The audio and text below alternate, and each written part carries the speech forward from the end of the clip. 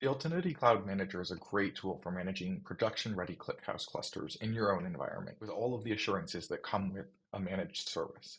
This includes managed replication, backups, and upgrades.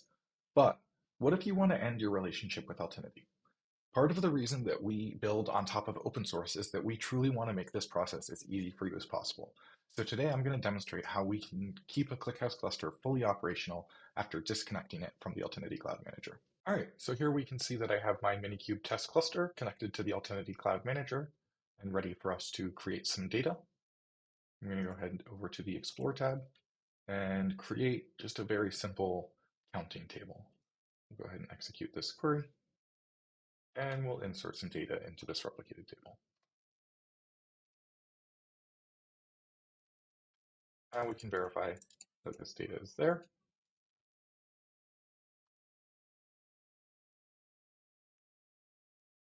And yes, we do in fact see 0 through 9 on all three of our instances in this test cluster. Now, one way that we could easily take ownership of this cluster is with the export configuration option. This option will give us a complete YAML or JSON configuration. The YAML file is completely compatible with the open source Altinity operator for ClickHouse. That would allow us to move this to another cluster, Kubernetes cluster, if we wanted to. But we actually don't need to use this functionality because all we need to do is disconnect the environment. I can go ahead and click on the ellipses and choose delete.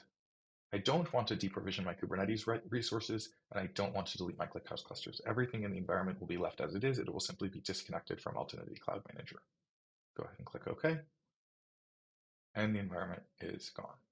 Now, if we head back over to our terminal to K9s, we see that our ClickHouse cluster is healthy and happy as ever.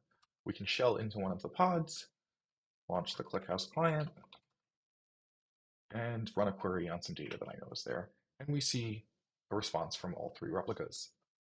No problems. Thanks for watching.